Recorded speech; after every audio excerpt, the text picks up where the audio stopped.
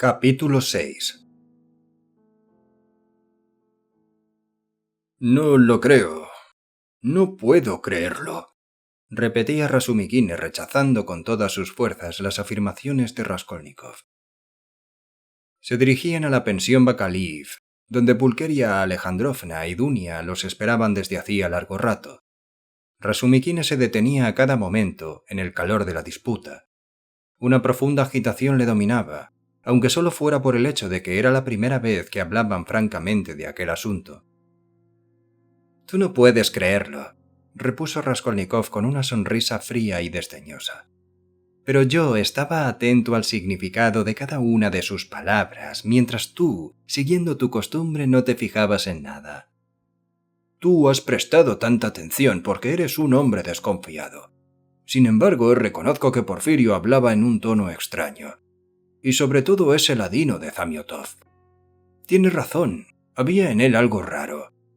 ¿Pero por qué, señor? ¿Por qué?» Habrá reflexionado durante toda la noche. No, es todo lo contrario de lo que supones. Si les hubiera saltado esa idea estúpida, lo habrían disimulado por todos los medios. Habrían procurado ocultar sus intenciones a fin de poder atraparte después con más seguridad. Intentar hacerlo ahora habría sido una torpeza y una insolencia. Si hubiesen tenido pruebas, verdaderas pruebas, o suposiciones nada más que algo fundadas, habrían procurado sin duda ocultar ese juego para ganar la partida. O tal vez habrían hecho un registro en mi habitación hace ya tiempo. Pero no tienen ni una sola prueba. Lo único que tienen son conjeturas gratuitas, suposiciones sin fundamento. Por eso intentan desconcertarme con sus insolencias. ¿Obedecerá todo al despecho de Porfirio, que está furioso por no tener pruebas? Tal vez persiga algún fin que es para nosotros un misterio. Parece inteligente. Es muy probable que haya intentado atemorizarme haciéndome creer que sabía algo. Es un hombre de carácter muy especial. En fin, no es nada agradable pretender hallar explicación a todas estas cuestiones. Dejemos este asunto. Todo esto es ofensivo, muy ofensivo, ya lo sé. Pero ya que estamos hablando sinceramente, y me congratulo de que sea así, pues esto me parece excelente, no vacilo en decirte con toda franqueza que hace ya tiempo que observé que habían concebido esta sospecha. Entonces era una idea vaga, imprecisa, insidiosa, tomada medio en broma, pero ni aun bajo esta forma tenían derecho a admitirla. ¿Cómo se han atrevido a cogerla? ¿Y qué es lo que ha dado cuerpo a esta sospecha? ¿Cuál es su origen? Si supieras la indignación que todo esto me ha producido. Un pobre estudiante transfigurado por la miseria y la neurastenia, que incuba una grave enfermedad acompañada de desvarío, enfermedad que incluso puede haberse declarado ya. Detalle importante.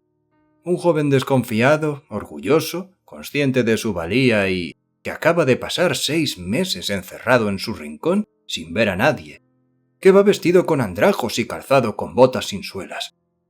Este joven está en pie ante unos policías despiadados que le mortifican con sus insolencias. De pronto, a quemarropa se le reclama el pago de un pagaré protestado. La pintura fresca despide un olor mareante, en la repleta sala hace un calor de 30 grados y la atmósfera es irrespirable. Entonces el joven oye hablar del asesinato de una persona a la que ha visto la víspera. Y para que no falte nada, tiene el estómago vacío. ¿Cómo no desvanecerse? Que hayan bastado todas sus sospechas en este síncope. El diablo les lleve. Comprendo que todo esto es humillante, pero yo, en tu lugar, me reiría de ellos. Me reiría en sus propias narices. Es más, les escupiría en plena cara y les daría una serie de sonoras bofetadas. Escúpeles, Rodia. Hazlo. Es intolerable. Ha soltado su perorata como un actor consumado, se dijo Raskolnikov. «Que les escupa», exclamó amargamente. «Eso es muy fácil de decir. Mañana nuevo interrogatorio. Me veré obligado a rebajarme a dar nuevas explicaciones. ¿Es que no me humillé bastante ayer ante Samiotov en aquel café donde nos encontramos? Así se los lleve a todos el diablo. Mañana iré a ver a Porfirio y te aseguro que esto se aclarará. Le obligaré a explicarme toda la historia desde el principio. En cuanto a Samiotov... Al fin lo he conseguido, pensó Raskolnikov. Óyeme, exclamó Razumikine cogiendo de súbito a su amigo por un hombro. Hace un momento divagabas. Después de pensarlo bien te aseguro que divagabas. Has dicho que la pregunta sobre los pintores era un lazo. Pero reflexiona.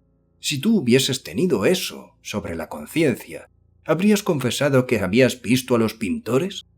No, habrías dicho que no habías visto nada aunque esto hubiera sido una mentira. ¿Quién confiesa una cosa que le compromete? Si yo hubiese tenido eso sobre la conciencia, seguramente habría dicho que había visto a los pintores y el piso abierto, dijo Raskolnikov, dando muestras de mantener esta conversación con profunda desgana. Pero, ¿por qué decir cosas que le comprometen a uno?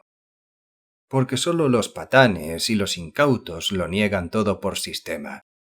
Un hombre avisado, por poco culto o inteligente que sea, confiesa en la medida de lo posible todos los hechos materiales innegables. Se limita a atribuirles causas diferentes y a añadir algún pequeño detalle de su intervención que modifica su significado. Porfirio creía seguramente que yo respondería así, que declararía haber visto a los pintores para dar verosimilitud a mis palabras, aunque explicando las cosas a mi modo. Sin embargo, si tú hubieses dicho eso, él te habría contestado inmediatamente que no podía haber pintores en la casa 2 días antes del crimen y que por lo tanto tú habías ido allí el mismo día del suceso, de 7 a 8 de la tarde. Eso es lo que él quería.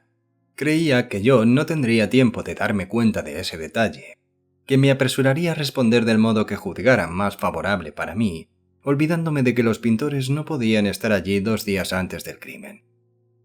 Pero, ¿es posible olvidar una cosa así? Es lo más fácil. Estas cuestiones de detalle constituyen el escollo de los maliciosos. El hombre más sagaz es el que menos sospecha que puede caer ante un detalle insignificante. Porfirio no es tan tonto como tú crees. Entonces es un ladino. Raskolnikov se echó a reír, pero al punto se asombró de haber pronunciado sus últimas palabras con verdadera animación e incluso con cierto placer. Él, que hasta entonces había sostenido la conversación como quien cumple una obligación penosa. Me parece que le voy tomando el gusto a estas cosas, pensó. Pero de súbito se sintió dominado por una especie de agitación febril, como si una idea repentina e inquietante se hubiera apoderado de él. Este estado de ánimo llegó a ser muy pronto intolerable. Estaban ya ante la pensión Bakalev. «Entra tú solo», dijo de pronto Raskolnikov. «Yo vuelvo enseguida». «¿A dónde vas, ahora que hemos llegado?» «Tengo algo que hacer. Es un asunto que no puedo dejar. Estaré de vuelta dentro de una media hora. Díselo a mi madre y a mi hermana». «Espera, voy contigo». «¿También tú te has propuesto perseguirme?», exclamó Raskolnikov con un gesto tan desesperado que Razumikine no se atrevió a insistir. El estudiante permaneció un momento ante la puerta, siguiendo con mirada sombría a Raskolnikov, que se alejaba rápidamente en dirección a su domicilio. Al fin apretó los puños, rechinó los dientes y juró obligar a hablar francamente a Porfirio antes de que llegara la noche. Luego subió para tranquilizar a Pulcheria Alejandrovna, que empezaba a sentirse inquieta ante la tardanza de su hijo. Cuando Raskolnikov llegó ante la casa en que habitaba, tenía las sienes empapadas de sudor y respiraba con dificultad. Subió rápidamente la escalera, entró en su habitación, que estaba abierta, y la cerró. Inmediatamente, loco de espanto, corrió hacia el escondrijo donde había tenido guardados los objetos, introdujo la mano por debajo del papel y exploró hasta el último rincón del escondite. Nada, allí no había nada. Se levantó, lanzó un suspiro de alivio. Hacía un momento, cuando se acercaba a la pensión Bakalev, le había asaltado de súbito el temor de que algún objeto, una cadena, un par de gemelos o incluso alguno de los papeles en que iban envueltos y sobre los que había escrito la vieja, se le hubiera escapado al sacarlos, quedando en alguna rendija para servir más tarde de prueba irrecusable contra él. Permaneció un momento sumido en una especie de ensoñación, mientras una sonrisa extraña, humilde e inconsciente erraba en sus labios. Al fin cogió su gorra y salió de la habitación en silencio. Las ideas se confundían en su cerebro. Así, pensativo, bajó la escalera y llegó al portal. «Aquí lo tiene usted», dijo una voz potente. Raskolnikov levantó la cabeza. El portero, de pie en el umbral de la portería, señalaba a Raskolnikov y se dirigía a un individuo de escasa estatura, con aspecto de hombre del pueblo. Vestía una especie de hopalanda sobre un chaleco, y visto de lejos se le habría tomado por una campesina. Su cabeza, cubierta con un gorro grasiento, se inclinaba sobre su pecho. Era tan cargado de espaldas que parecía jorobado. Su rostro, fofo y arrugado, era el de un hombre de más de 50 años. Sus ojillos, cercados de grasa, lanzaban miradas sombrías. «¿Qué pasa?», preguntó Raskolnikov acercándose al portero. El desconocido empezó por dirigirle una mirada al soslayo. Después lo examinó detenidamente, sin prisa. Al fin, y sin pronunciar palabra, dio media vuelta y se marchó. «¿Qué quería ese hombre?», preguntó Raskolnikov. «Es un individuo que ha venido a preguntar si vivía aquí un estudiante que ha resultado ser usted, pues me ha dado su nombre y el de su patrona. En este momento ha bajado usted, yo le he señalado y él se ha ido. Eso es todo». El portero parecía bastante asombrado, pero su perplejidad no duró mucho. Después de reflexionar un instante, dio media vuelta y desapareció en la portería. Raskolnikov salió en pos del desconocido. Apenas salió, lo vio por la acera de enfrente. Aquel hombre marchaba a un paso regular y lento. Tenía la vista fija en el suelo y parecía reflexionar. Raskolnikov le alcanzó enseguida, pero de momento se limitó a seguirle. Al fin se colocó a su lado y le miró de reojo. El desconocido advirtió al punto su presencia, le dirigió una rápida mirada y volvió a bajar los ojos. Durante un minuto avanzaron en silencio. «Usted ha preguntado por mí al portero, ¿no?», dijo Raskolnikov en voz baja. El otro no respondió, ni siquiera levantó la vista. Hubo un nuevo silencio. «¿Viene a preguntar por mí y ahora se calla? ¿Por qué?». Raskolnikov hablaba con voz entrecortada. Las palabras parecían resistirse a salir de su boca. Esta vez el desconocido levantó la cabeza y dirigió al joven una mirada sombría y siniestra. «Asesino», dijo de pronto en voz baja pero clarísima. Raskolnikov siguió a su lado. Sintió que las piernas le flaqueaban y vacilaban. Un escalofrío recorrió su espina dorsal.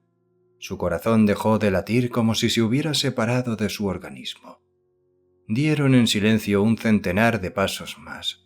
El desconocido no le miraba. «¿Pero qué dice usted?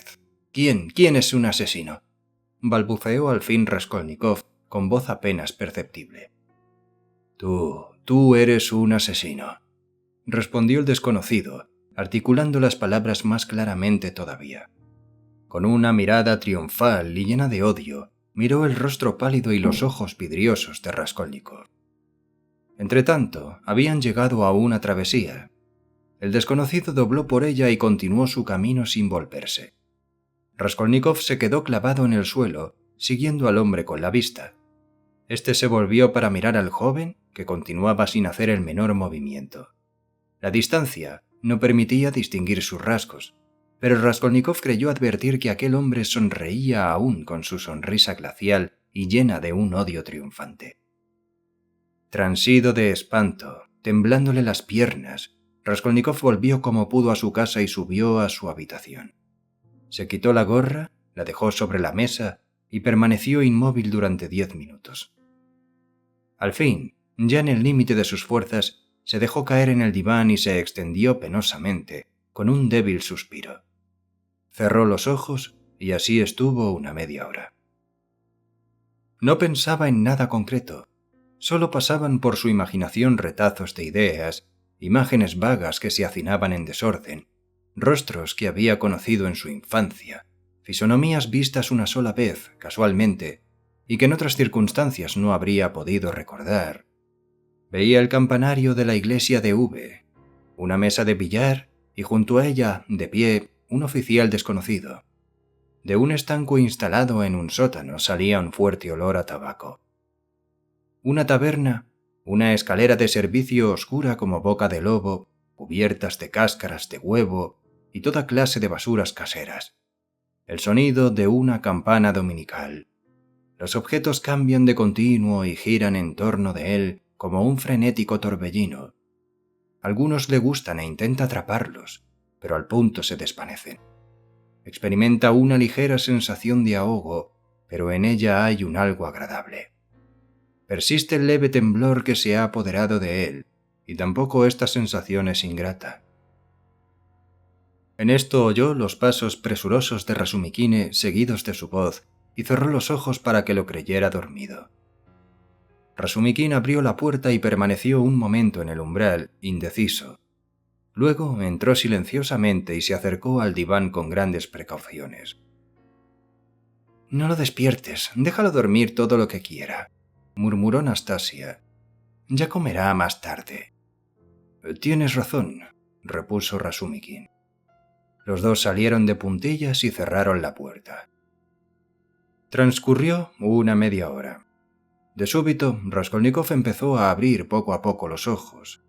Después, hizo un rápido movimiento y quedó boca arriba, con las manos enlazadas bajo la nuca. ¿Quién es?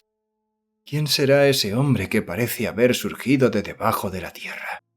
¿Dónde estaba y qué vio? De que lo vio todo no hay duda. Bien, pero ¿desde dónde presenció la escena? ¿Y por qué habrá esperado hasta este momento para dar señales de vida? ¿Cómo se las arreglaría para ver? Si parece imposible. Además, siguió reflexionando Raskolnikov, dominado por un terror glacial. Ahí está el estuche que Nicolás encontró detrás de la puerta. ¿Se podía esperar que ocurriera esto? Pruebas. Basta equivocarme en una nimiedad para crear una prueba que va creciendo hasta alcanzar dimensiones gigantescas.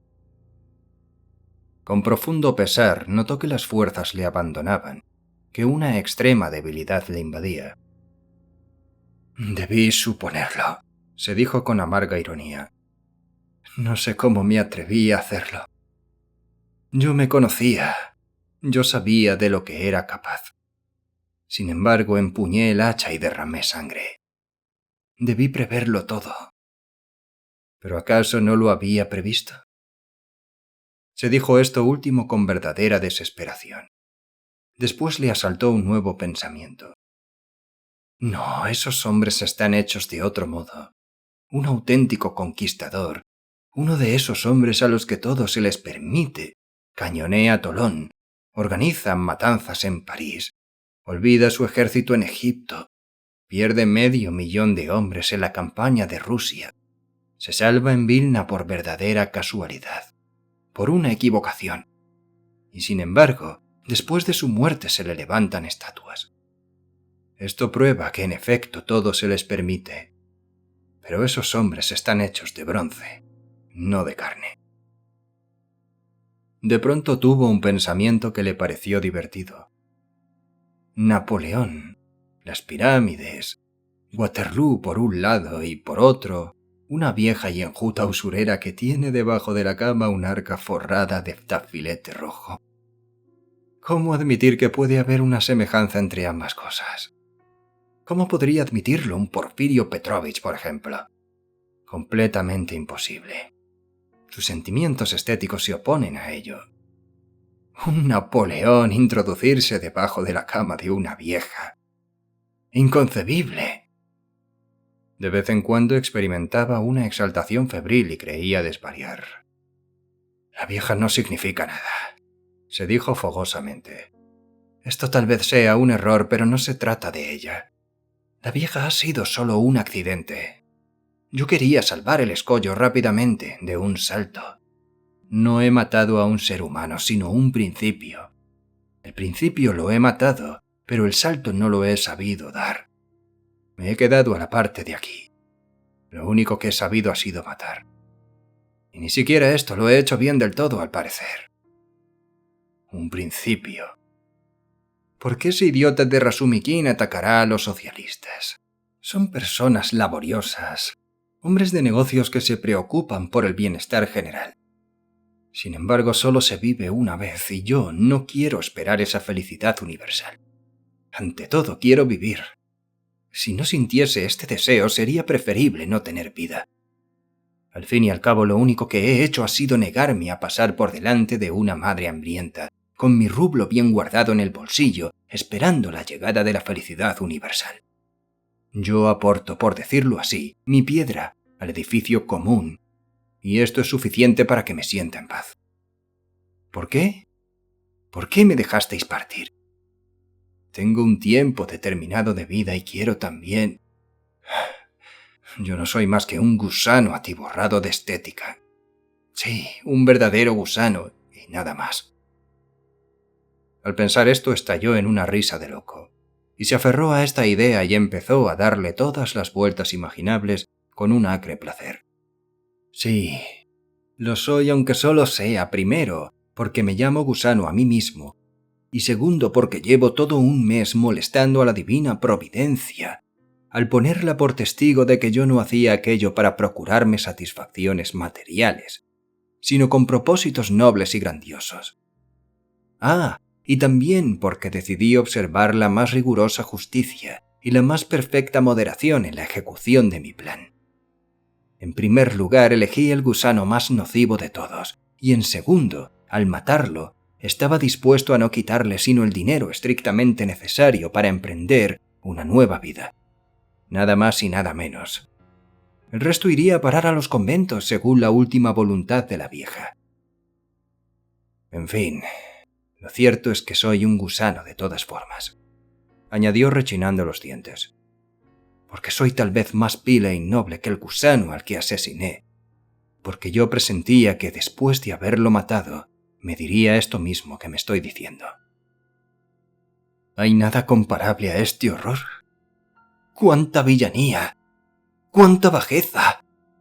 ¡Qué bien comprendo al profeta montado en su caballo y empuñando el sable! Alá lo ordena. Sométete, pues, miserable y temblorosa criatura. Tiene razón el profeta cuando alinea sus tropas en la calle y mata indistintamente a los culpables y a los justos, sin ni siquiera dignarse darles una explicación. Sométete, pues, miserable y temblorosa criatura, y guárdate de tener voluntad. Esto no es cosa tuya. Oh, jamás perdonaré a la vieja. Sus cabellos estaban empapados de sudor. Temblaban sus resecos labios. Su mirada se fijaba en el techo obstinadamente. Mi madre, mi hermana, ¿cómo las quería? ¿Por qué las odio ahora? Sí, las odio con un odio físico. No puedo soportar su presencia. Hace unas horas, lo recuerdo perfectamente, me he acercado a mi madre y la he abrazado. Es horrible estrecharla entre mis brazos y pensar que si ella supiera, y si se lo contara todo, me quitaría un peso de encima. Ella debe de ser como yo. Pensó esto último haciendo un gran esfuerzo, como si no le fuera fácil luchar con el delirio que le iba dominando. ¡Oh! ¡Cómo odio a la vieja ahora! Creo que la volvería a matar si resucitara. Pobre Lisbeth.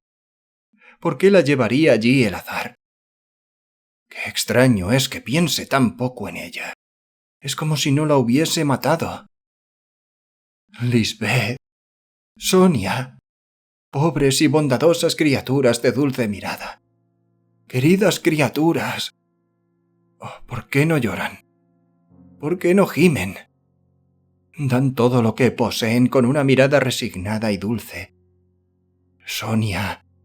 Dulce Sonia.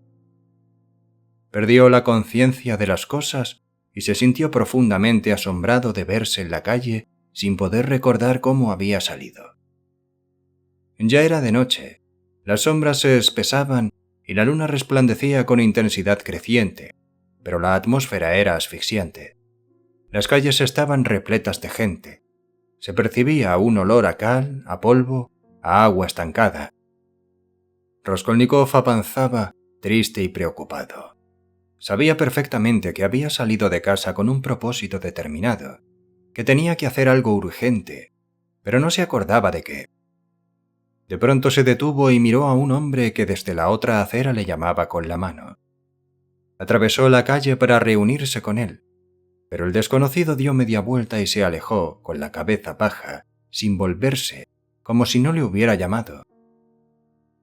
A lo mejor me ha parecido que me llamaba y no ha sido así, se dijo Raskolnikov, pero juzgó que debía alcanzarle. Cuando estaba a una decena de pasos de él, lo reconoció súbitamente y se estremeció. Era el desconocido de poco antes, vestido con las mismas ropas y con su espalda encorvada. Raskolnikov lo siguió de lejos. El corazón le latía con violencia. Entraron en un callejón. El desconocido no se volvía. ¿Sabrá que le sigo?, se preguntó Rodia. El hombre encorvado entró por la puerta principal de un gran edificio. Raskolnikov se acercó a él y le miró con la esperanza de que se volviera y le llamase. En efecto, cuando el desconocido estuvo en el patio, se volvió y pareció indicarle que se acercara. Raskolnikov se apresuró a franquear el portal, pero cuando llegó al patio ya no vio a nadie. Por lo tanto, el hombre de la jopalanda había tomado la primera escalera. Raskolnikov corrió tras él. Efectivamente se oían pasos lentos y regulares a la altura del segundo piso. Aquella escalera, cosa extraña, no era desconocida para Raskolnikov. Allí estaba la ventana del rellano del primer piso. Un rayo de luna misteriosa y triste se filtraba por los cristales, y llegó al segundo piso. «Pero si es aquí donde trabajaban los pintores». ¿Cómo no habría reconocido antes la casa? El ruido de los pasos del hombre que le precedía se extinguió. Por lo tanto, se ha detenido. Tal vez se haya ocultado en alguna parte. He aquí el tercer piso. ¿Debo seguir subiendo o no? ¡Qué silencio! El ruido de sus propios pasos le daba miedo. Señor, qué oscuridad. El desconocido debe de estar oculto por aquí en algún rincón. Toma. La puerta que da al rellano está abierta de par en par. Tras reflexionar un momento entró. El vestíbulo estaba oscuro y vacío como una habitación desvalijada. Pasó a la sala lentamente, andando de puntillas. Toda ella estaba iluminada por una luna radiante. Nada había cambiado. Allí estaban las sillas, el espejo, el sofá amarillo, los cuadros con sus marcos. Por la ventana se veía la luna, redonda y enorme, de un rojo cobrizo. «Es la luna la que crea el silencio», pensó Raskolnikov. «La luna que se ocupa en descifrar enigmas». Estaba inmóvil, esperando. A medida que iba aumentando el silencio nocturno, los latidos de su corazón eran más violentos y dolorosos. ¡Qué calma tan profunda! De pronto se oyó un seco crujido, semejante al que produce una astilla de madera al quebrarse. Después todo volvió a quedar en silencio. Una mosca se despertó y se precipitó contra los cristales, dejando oír su bordoneo quejumbroso. En este momento, Raskolnikov descubrió en un rincón, entre la cómoda y la ventana, una capa colgada en la pared. «¿Qué hace esa capa aquí?», pensó. Entonces no estaba. Apartó la capa con cuidado y vio una silla.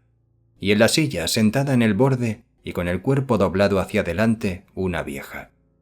Tenía la cabeza tan baja que Raskolnikov no podía verle la cara. Pero no le culpó duda de que era ella. Permaneció un momento inmóvil. «Tiene miedo», pensó mientras desprendía poco a poco el hacha del nudo corredizo. Después descargó un hachazo en la nuca de la vieja y otro enseguida. Pero cosa extraña, ella no hizo el menor movimiento. Se habría dicho que era de madera. Sintió miedo y se inclinó hacia adelante para examinarla, pero ella bajó la cabeza más todavía. Entonces él se inclinó hasta tocar el suelo con su cabeza y la miró de abajo arriba. Lo que vio le llenó de espanto. La vieja reventaba de risa, de una risa silenciosa que trataba de ahogar, haciendo todos los esfuerzos imaginables. De súbito le pareció que la puerta del dormitorio estaba entreabierta y que alguien se reía allí también. Creyó oír un cuchicheo y se enfureció. Empezó a golpear la cabeza de la vieja con todas sus fuerzas, pero a cada hachazo redoblaban las risas y los cuchicheos en la habitación vecina, y lo mismo podía decirse de la vieja, cuya risa había cobrado una violencia convulsiva. Raskolnikov intentó huir, pero el vestíbulo estaba lleno de gente. La puerta que daba a la escalera estaba abierta de par en par, y por ella pudo ver que también el rellano y los escalones estaban llenos de curiosos. Con las cabezas juntas todos miraban tratando de disimular. Todos esperaban en silencio. Se le oprimió el corazón. Las piernas se negaban a obedecerle. Le parecía tener los pies clavados en el suelo. Intentó gritar y se despertó. Tenía que hacer grandes esfuerzos para respirar, y aunque estaba bien despierto, le parecía que su sueño continuaba. La causa de ello era que, en pie en el umbral de la habitación, cuya puerta estaba abierta de par en par, un hombre al que no había visto jamás le contemplaba atentamente. Raskolnikov, que no había abierto los ojos del todo, se apresuró a volver a cerrarlos. Estaba echado boca arriba y no hizo el menor movimiento.